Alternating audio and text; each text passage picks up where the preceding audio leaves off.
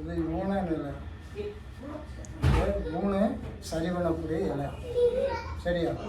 இது வந்து யூனான் இலை. இது வந்து மஞ்சள் நெத்தி இலை. இது வந்து மஞ்சள் நெத்தி இலை. நெத்தியில் இருக்க வழி, உடம்புல சரீரத்தில் இருக்க வழி, வாத கொடுத்தல், வாத பித்த கொடுத்தல் இல்லை, இதெல்லாம் வந்து சரி பண்ணக்கூடிய இலை மஞ்சள் நெத்தி இலை. இது ரெண்டையும் பொடி பொடியாக நறுக்கணும். நறுக்கிட்டு நல்லா இடிக்கணும். இடித்து எடுத்து நல்ல தண்ணியில் போட்டு வேக வைக்கணும். மேலே துணியை வேடு கட்டணும். வேடு கட்டிட்டு அதுக்கு மேலே கருங்குரு அரிசியை பொடியாக அரைச்சிக்கணும். அரைச்சி தண்ணி ஊற்றி பெசரி அது மேலே வச்சு வேக வைக்கணும். நல்லா மூடி புட்டு அது மாதிரி செய்யணும். செஞ்சுட்டு உடம்புடி கருப்பட்டி போட்டு கலந்தீங்கன்னா லேகியம் மாதிரி வரும். அந்த லேகியத்தை வந்து சாப்பிடணும். சாப்பிட்டாச்சுன்னா உடம்புல இருக்க பித்த குறைச்சல், வாத குறைச்சல், கை கால் வலி, முட்டி வலி எல்லாத்தையும் எடுக்கும். இந்த இலையை வந்து தண்ணியை வந்து அந்த இடத்துல எந்த இடத்துல வலிக்கிறோ அந்த இடத்துல ஒத்தனை வைக்கணும். ஒத்தனை வச்சிங்கன்னா வலி போகும். இதுக்கு மாத்திரை இல்லை, மருந்து கிடையாது. இது சாப்பிட்ற காலத்தில், சாப்பிட்ற நேரத்தில் புளி புகழையை நீக்கணும். நீக்கி இச்சா பத்தியமாக இருக்கணும். இருந்தீங்கன்னா அந்த வலி போகும். இது வந்து பாட்டி வைத்தியம். பிறகு பிரண்டைன்னு கேட்டால் விற்பாங்க. கீரை கடைகளில் பிரண்டை விற்பாங்க. அதை வாங்கிட்டு வந்து நல்லா நரம்பெல்லாம் போய்க்கிட்டு பொடி பொடியாக நறுக்கு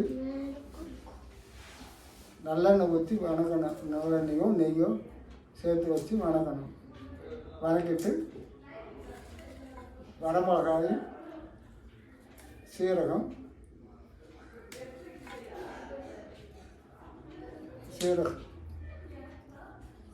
அடுத்து வரமல்லி இதெல்லாம் போட்டு நையா இடித்து எடுத்து அரைச்சி துவையலாக வச்சு சாப்பிட்லாம். இட்லிக்கு தொட்டுக்கலாம். அதை சிறந்த மருந்து இந்த கைகால் வலிக்கு. பிறகு இந்த கைகால் வலி உளைச்சலுக்கு நல்லெண்ணெய், மஞ்சத்தூள், சாம்பிராணி போட்டு காய்ச்சணும். காய்ச்சி இறக்கும்போது கற்பூரம் ஒரு சிட்டிகை கற்பூரத்தை எடுத்து இறக்கும்போது போடணும். போட்டு வச்சு கை கால் தேய்ச்சிட்டு வந்தால் கை கால் வலி நீங்கும்.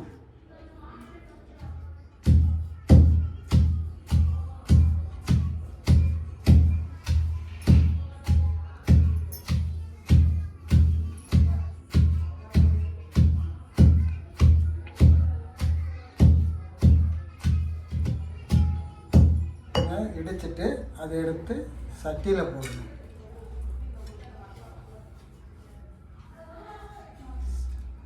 சட்டியில் போட்டு நல்ல தண்ணி, சுத்தமான தண்ணி விட்டு அதை நல்லா கழுவிட்டு அதில் சேர்க்கணும்.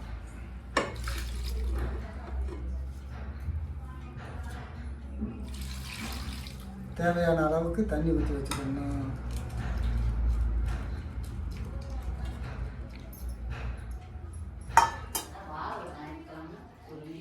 நல்லா துணியை புழிஞ்சிடணும்.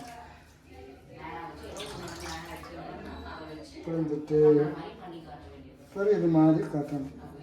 அந்த இட்லி குண்டாவை நல்லா இறுக்கி சுற்றி வேடு கட்டிட்டு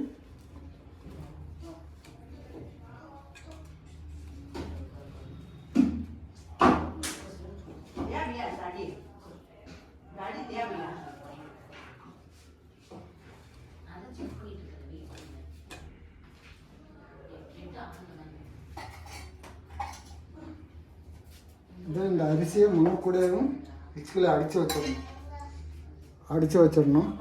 இது வந்து கருங்குரு அரிசி நல்லா அரைச்சி தண்ணியில் பெசரி வச்சிடணும். அப்புறம் ரெண்டாவது எடுத்து இது மேலேயே வச்சு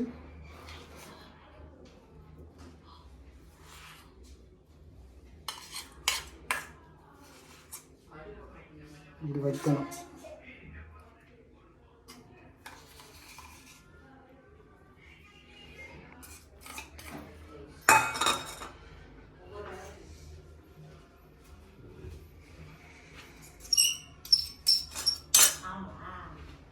அப்படியே ஸ்டவ் பற்ற வைக்கணும்.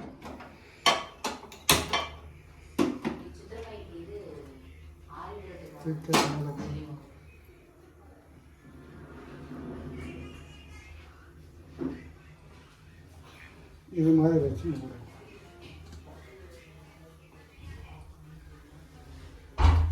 அதுக்கு மேலே ஒரு தண்ணி ஒரு கிண்ணத்தில் தண்ணி ஊற்றி வைக்கணும். இப்படி வச்சு வெந்துடும். நல்லா ஒரு 3/4 மணி நேரம் வேக வச்சா போதும். அந்த இலை வெந்து அதனுடைய ஆவியில் இந்த புட்டு அவியல் ஆகும். அந்த எடுத்து உடம்புடி கருப்பட்டியை தட்டி சேர்க்கணும். இதாங்க கருங்குருவ அரிசி. கருங்குருவ அரிசி இதில் ஒரு கப் எடுத்துக்கணும். எடுத்து மிக்சியில் நைஸாக அரைச்சி வச்சுக்கணும். அரைச்சி மாவு எடுத்து வச்சு தண்ணியில் கலந்து வச்சுக்கணும். புட்டவில் மாதிரி எடுத்து வச்சுட்டு இந்த கருப்பி உடம்புடி கருப்பட்டியை நல்லா தட்டிக்கணும். பேக்கிங் மாதிரி தட்டிட்டு அந்த பேக்கிங் மாதிரி தட்டிக்கணும். தேவையான அளவுக்கு நீர் சேர்த்துக்கலாம்.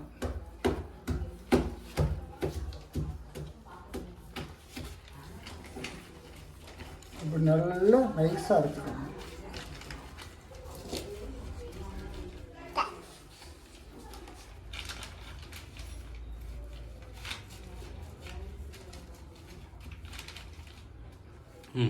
இந்த தண்ணியை தண்ணியும் காஞ்சிடும், இது வெந்துடும். அப்போ தண்ணியை தனியாக எடுத்து வச்சுட்டு இது மேலே இருக்க கட்டை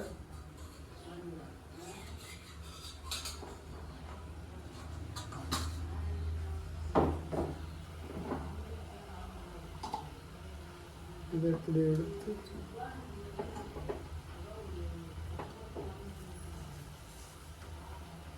எல்லாத்தையும் வாயில் வராது.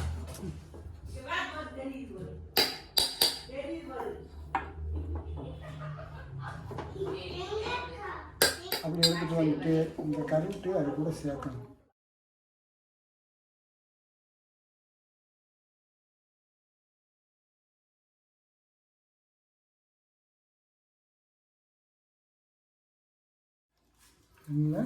அந்த புட்டில் இந்த கருட்டையை கலக்கணும். கலக்கினீங்கன்னா லேகியம் மாதிரி வரும்.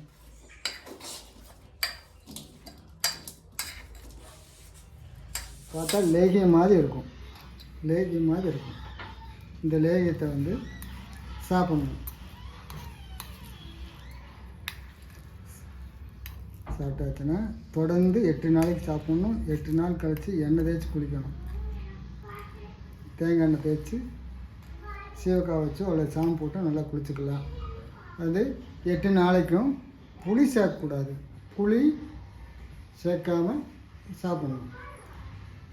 8 நாளைக்கு சாப்பிட்டா போதும். இது கைகால் வலி கம்ப்ளீட்டாக தேர்ந்துடும். நல்லா சுகமாடுவாங்க. தெம்பு புத்துணர்ச்சியும் கிடைக்கும்.